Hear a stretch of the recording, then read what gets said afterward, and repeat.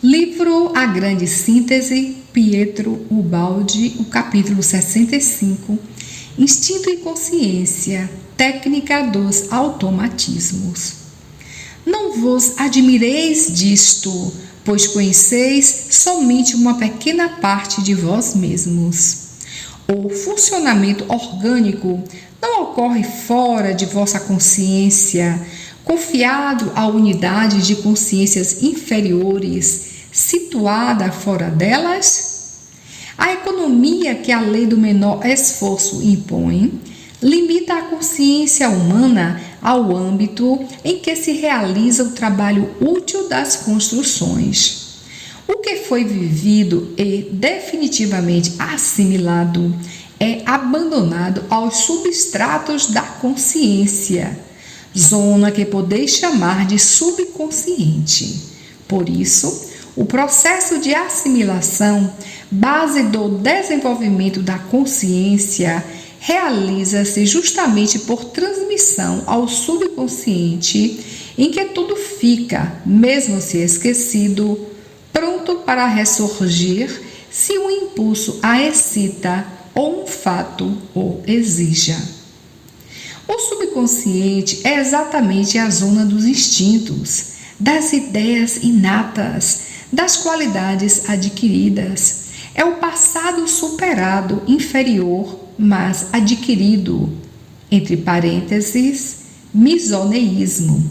Misoneísmo, aversão ou desconfiança em relação a mudanças, hostilidade para com o novo.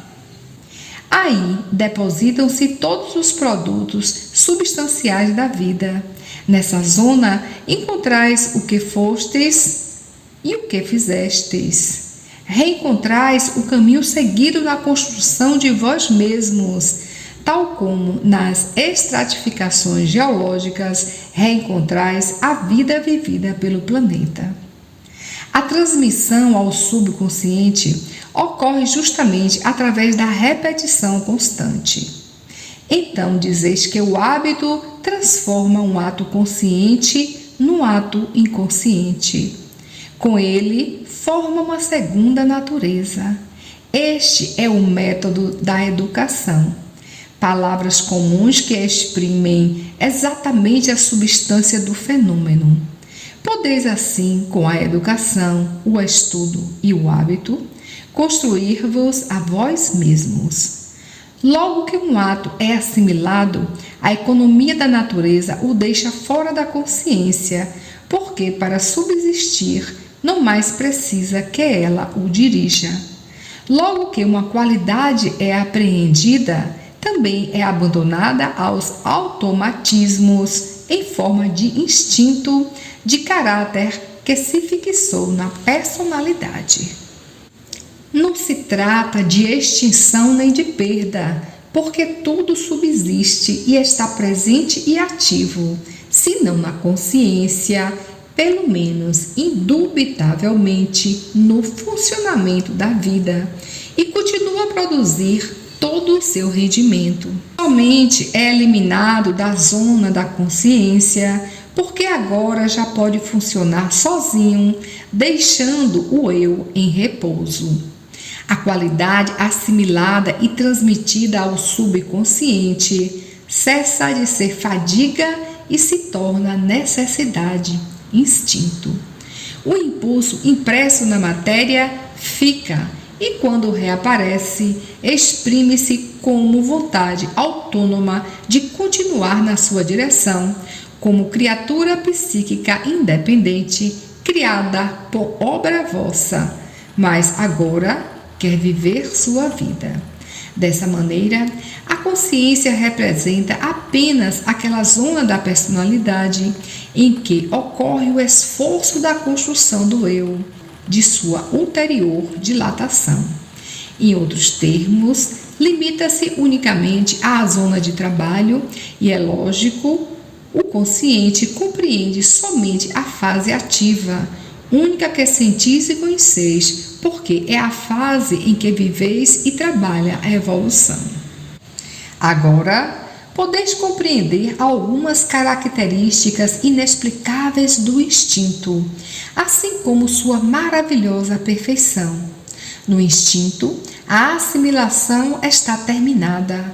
Então, o fenômeno não está em formação, mas já atingiu sua última fase de perfeição.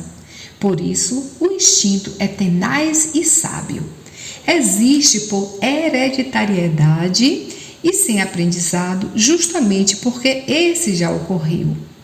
Age sem reflexão, tanto no animal como no homem, exatamente porque já refletiu bastante.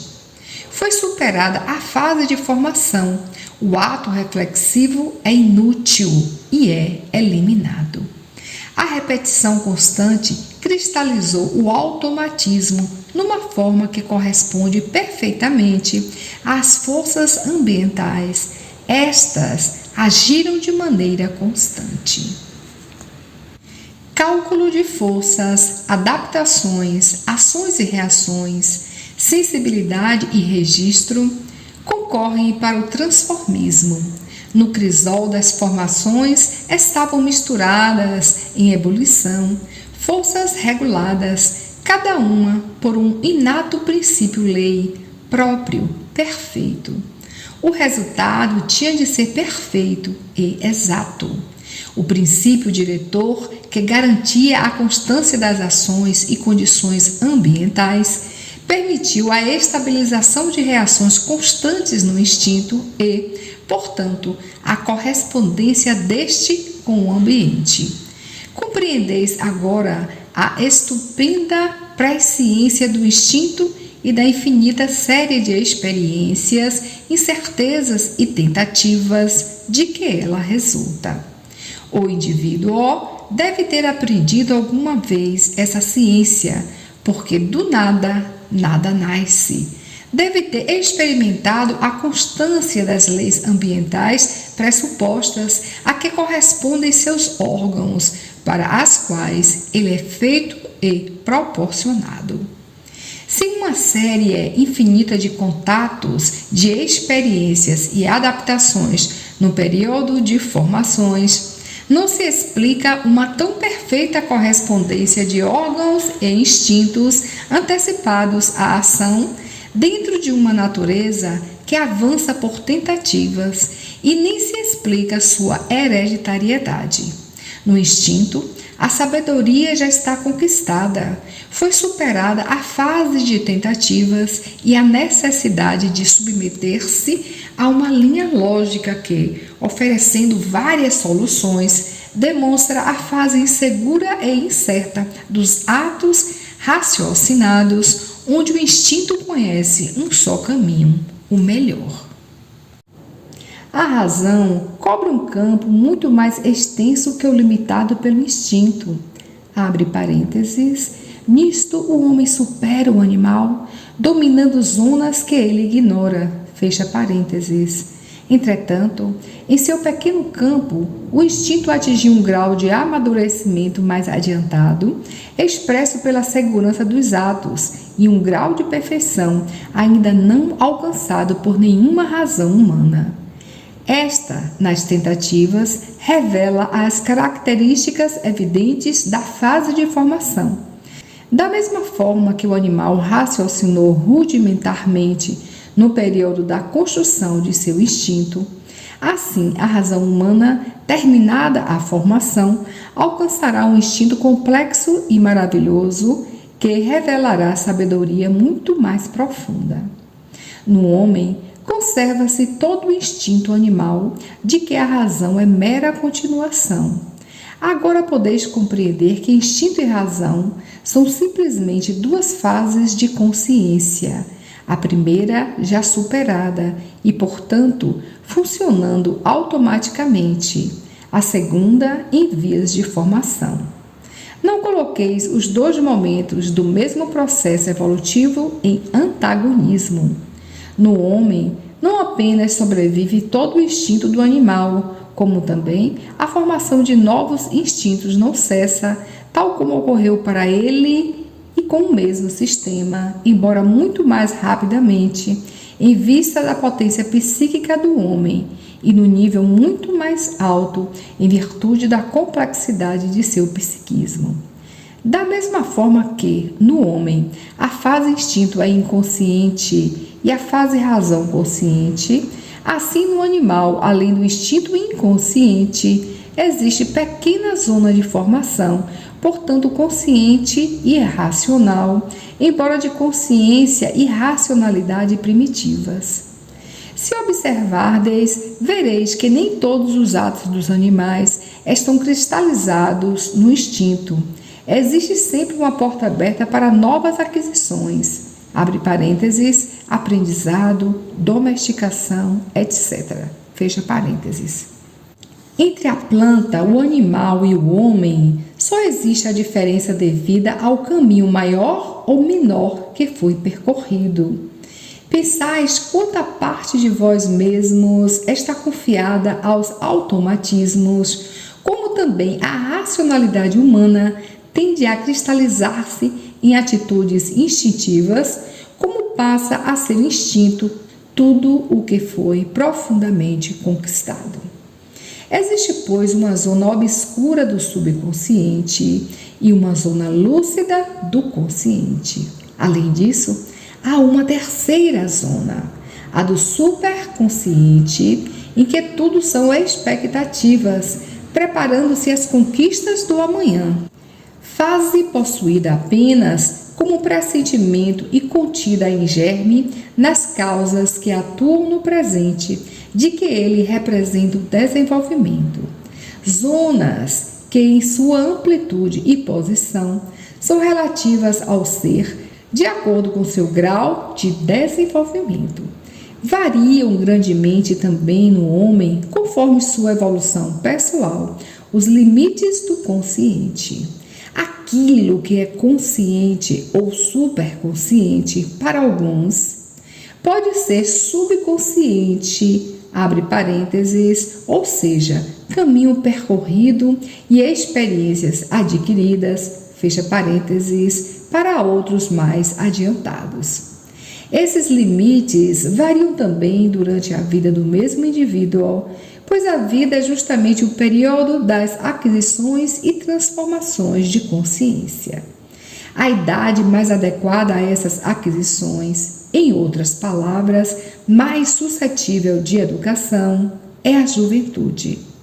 A consciência refeita pelo repouso é mais propensa à assimilação, ao estabelecimento de novos automatismos que depois se fixarão indelevelmente no caráter. Os primeiros serão os mais profundos e mais resistentes.